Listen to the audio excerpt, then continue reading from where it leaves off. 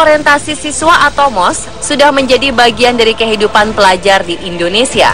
Kegiatan ini ditujukan bagi mereka yang baru memasuki jenjang sekolah menengah pendidikan seperti sekolah menengah pertama atau SMP dan sekolah menengah atas atau SMA.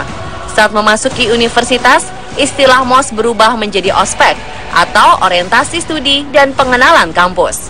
Sayang, belakangan image MOS dan ospek lebih identik sebagai ajang penyiksaan fisik dan mental bagi siswa baru alias bentuk perpeloncoan.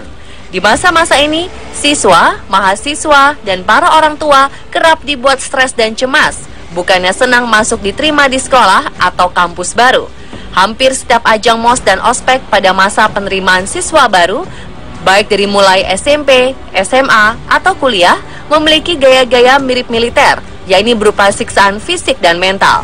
Dengan alasan klise, semua bentuk penyiksaan fisik dan mental ini ditujukan untuk membuat siswa atau mahasiswa menjadi lebih kuat, akrab, tahan banting, bermental baja, sukses di masa depan, dan seterusnya.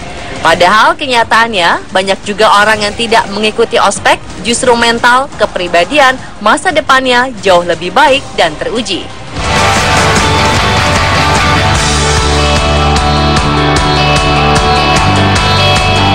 Lalu sejak kapankah kegiatan semacam MOS atau ospek ini ada di Indonesia? Bila dilihat ke belakang sejarah MOS atau ospek ini, ternyata sudah ada sejak zaman kolonial dulu, tepatnya di Stovia atau Sekolah Pendidikan Dokter Hindia tahun 1898 hingga 1927. Pada masa itu, para siswa baru yang kebanyakan diantaranya merupakan kaum pedagang Tionghoa dan kaum pribumi harus menjadi anak buah si kakak kelas yang sebagian besar merupakan bangsa kolonial. Salah satu diantaranya adalah harus membersihkan ruangan para senior. Dan hal seperti ini terus berlanjut pada masa Geneeskundige Hogeschool atau GHS atau Sekolah Tinggi Kedokteran di tahun 1927 hingga 1942. Stovia dan GHS adalah sekolah yang kemudian menjadi Fakultas Kedokteran Universitas Indonesia atau FKUI di Salemba. Pada masa GHS ini, kegiatan tersebut menjadi lebih formal, meskipun masih bersifat sukarela. Istilah yang digunakan pada saat itu adalah ongroening atau membuat tidak hijau lagi, yang artinya para senior bermaksud untuk mendewasakan si anak baru tersebut. Ketika sudah merdeka pun, proses ini masih dilanjutkan, bahkan sampai sekarang. Setelah era tahun 50-an, kegiatan ini dibuat lebih wajib. Sayangnya, kegiatan ini malah menimbulkan kesan semakin tidak mendidik dan hanya menjadi ajang kepuasan si kakak kelas, yang biasanya menjadi bagian pemelonco, seringkali orang-orang yang kurang kerjaan, yang membuatnya semakin berkesan tidak mendidik.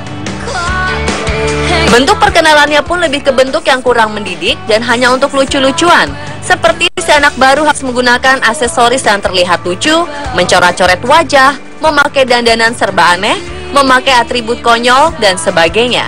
Kegiatan yang biasanya dibuat oleh para panitia senior, para mahasiswa baru ini diminta untuk membawa barang-barang aneh, meminta tanda tangan para senior, dibentak oleh para senior, dan beberapa diantaranya diisi oleh berbagai kegiatan atau hukuman fisik jika dirasa si mahasiswa baru ini melanggar.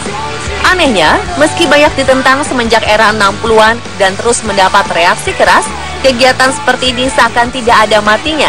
Bahkan dalam perkembangannya, kegiatan seperti ini kemudian ditiru oleh SMP dan SMA dengan dalih adaptasi dan peralihan masa. Kegiatan ini pun dicontoh oleh satuan pendidikan di bawahnya. Terkadang dilakukan oleh kakak kelas tanpa diketahui pihak sekolah. Intinya untuk membuat para senior puas. Dan mirisnya, biasanya kegiatan ilegal seperti ini baru terbongkar setelah jatuhnya korban.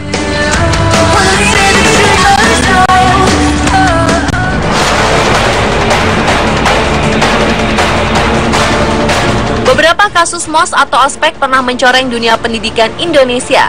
Salah satu di antaranya baru saja terjadi dan kembali menghebohkan akhir-akhir ini adalah kasus meninggalnya Evan Christopher Situmorang. Evan adalah siswa yang baru diterima di SMP Flora, Pondok Ungu, Kecamatan Bekasi Utara. Diduga ia meninggal akibat kelelahan fisik lantaran mengikuti kegiatan masa orientasi siswa atau MOS. Evan diketahui meninggal dunia pada 30 Juli 2015 setelah sebelumnya mengalami kejang-kejang. Selama 2 minggu sebelum meninggal, siswa baru berusia 12 tahun ini mengalami kram dan biru di kedua kakinya akibat berjalan kaki sejauh 4 km pada hari terakhir MOS atas perintah seniornya.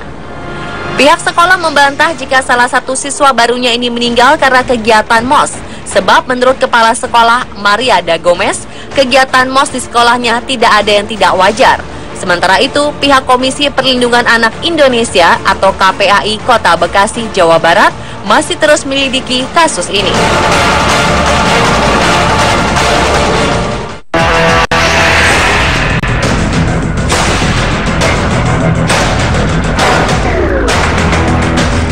Dalam mengantisipasi kegiatan yang menyimpang dalam masa orientasi peserta didik baru yang berlangsung di tahun ajaran pendidikan baru sekarang ini, Menteri Pendidikan dan Kebudayaan Republik Indonesia Anies Baswedan telah mengeluarkan surat edaran yang berisi tentang pencegahan praktek perpeloncoan, pelecehan, dan kekerasan pada masa orientasi peserta didik baru di sekolah. Dalam surat edaran tersebut juga dijelaskan jika kegiatan MOS tidak dipungut biaya dan tidak boleh membebani pihak orang tua siswa.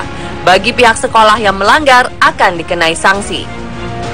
Tips bagi para siswa baru yang menjalani kegiatan MOS di sekolah: ikutilah berbagai kegiatan yang diadakan dengan baik, sebab kegiatan tersebut akan bermanfaat bagi siswa dalam menjalani kegiatan sekolah di kemudian hari. Masyarakat khususnya para orang tua siswa juga dihimbau untuk ikut memantau kegiatan masa orientasi siswa ini. Jika menemukan ada pihak yang melanggar dengan melakukan praktek perpeloncoan, pelecehan, kekerasan fisik maupun mental, bisa langsung melaporkannya melalui laman http://mopd.kemdikbud.go.id.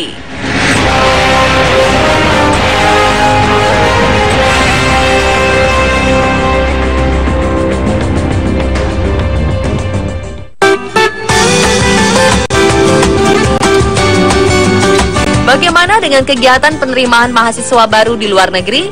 Apakah ada kegiatan MOS atau ospek seperti di Indonesia?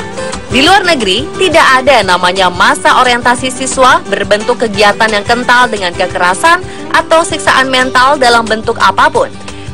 Di kampus universitas di Virgin Island atau UVI Amerika Serikat misalnya, masa orientasi penerimaan siswa baru justru diisi dengan kegiatan-kegiatan positif yang menunjang kemudahan mereka beradaptasi di kampus baru.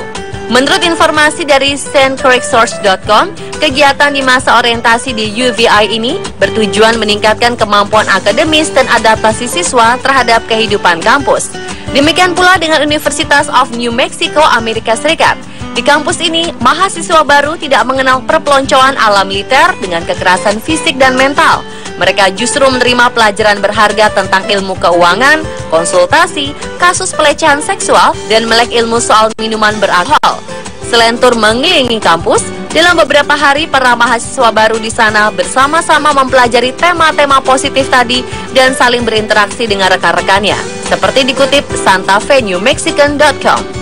Di kampus Hampshire College, Amerika Serikat, mahasiswa baru justru diajak berkelompok untuk berdiskusi mengenai isu-isu penting seperti kekerasan seksual, komunikasi, dan lain-lain. Kegiatan ini terkesan santai karena digelar di taman-taman kampus sambil duduk melingkar. Pada acara yang lebih memacu adrenalin, mahasiswa baru disambut dengan pertandingan basket, panjat tebing, atau arung jeram. Intinya, semua kegiatan tersebut terasa lebih menyenangkan dan bermanfaat, tidak membuat stres dan tertekan.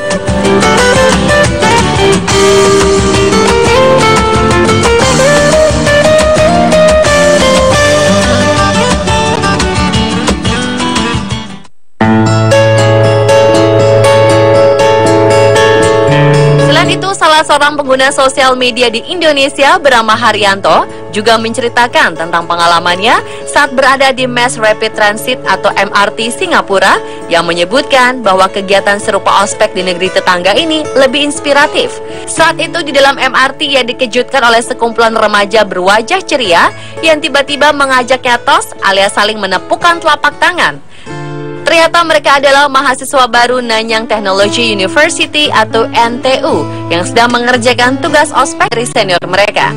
Tanpa mengenakan atribut aneh, mereka mendapat tugas yang berjudul Kindness Campaign, di mana masing-masing mahasiswa baru setiap harinya harus membuat 30 orang bahagia, dan kegiatan ini dilakukan selama sebulan lamanya. Mereka berkeliling Singapura untuk membantu bersih-bersih stasiun, terminal, dan toilet umum. Mereka juga membantu para pekerja yang sudah berusia lanjut. Tos yang didapat warga Indonesia bernama Haryanto ini ternyata bermaksud memberi semangat kepada para penumpang yang akan berangkat bekerja, disertai dengan ucapan semangat. Tujuannya sangatlah sederhana, yakni membuat orang tersenyum dan kembali bersemangat menjalani hari. Dan pemirsa, itulah beberapa informasi mengenai MOS dan Ospek yang ada di Indonesia dan berbagai negara lainnya. Meski saat ini kegiatan MOS atau Ospek yang bersifat tidak mendidik sudah semakin berkurang, sayangnya masih ada saja beberapa sekolah atau kampus yang tetap menjalankannya. Semoga kedepannya kegiatan semacam MOS atau Ospek di Indonesia semakin baik dan bermanfaat bagi para siswanya. Karena sejatinya, kegiatan MOS atau Ospek memang perlu dilakukan demi membantu memudahkan siswa baru memasuki babak baru dalam kehidupan akademiknya.